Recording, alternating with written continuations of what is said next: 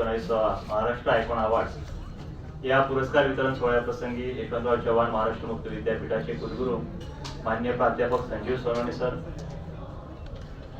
ज्यांचे कार्य अगदी एका खेडेगावातून सुरू होऊन पद्मश्री पुरस्कारापर्यंत पोहोचते असे पद्मश्री आपल्या सर्वांचे मार्गदर्शक माननीय चैत्राम पवार सर, आमचे मार्गदर्शक कैलासजी मोते सर, सर्व प्रमुख पाहुण्यांचं मी ॲग्रोकेअर तर्फे मनपूर्वक आभार व्यक्त करतो.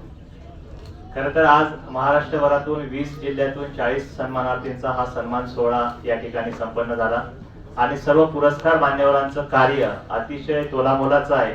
प्रत्येक व्यक्ती त्याच्या त्याच्या क्षेत्रामध्ये खूप चांगलं काम करते. प्रत्येक व्यक्ती आपल्या जीवनामध्ये खूप सारे स्ट्रगल अनुभवते आणि या स्ट्रगलामधून पुढे जाऊन सक्सेसची वाटचाल करण्यासाठी काम करते. आपल्या सर्वांचं या महाराष्ट्र आयकॉन तर्फे जो काही सन्मान झाला त्याचे मी तुम्हाला अभिनंदन व्यक्त करतो आणि आभारही व्यक्त करतो.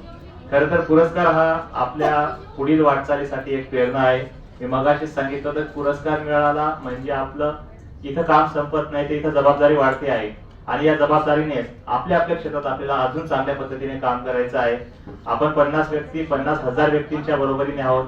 त्यामुळे आपलं कार्य, आपली जनजागृती आपल्या क्षेत्रामध्ये कशी चांगली करता येईल, समाजाप्रती कसं चांगलं काम करता येईल, या अनुषंगाने हा एक संदेश खूप महत्वपूर्ण आहे.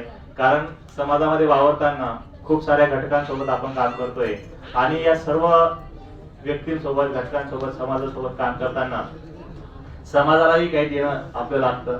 सामाजिक दायित्व असणं खूप गरजेचं आहे.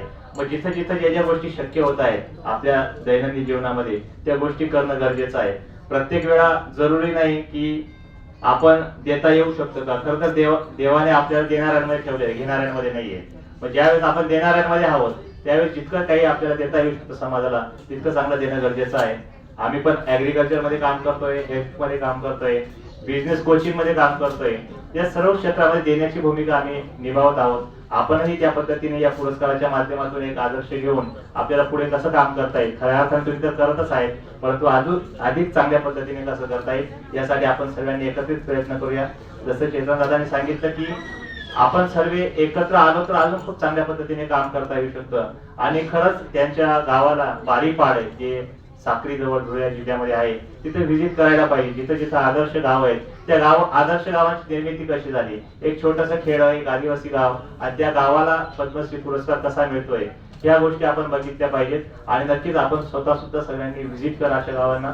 ॲग्रोकेअर तर्फे आजच्या या पुरस्काराला आपण सर्व विनंतीला मान देऊन आले, आपला सन्मान झाला. आपल्या सर्वांचे मनपूर्वक आभार व्यक्त करतो. या कार्यक्रमामध्ये काही कमी राहिली असेल तर दिलगिरी व्यक्त करेल. आशा करतो की हा कार्यक्रम आपल्या सर्वांना आवडलाच असेल.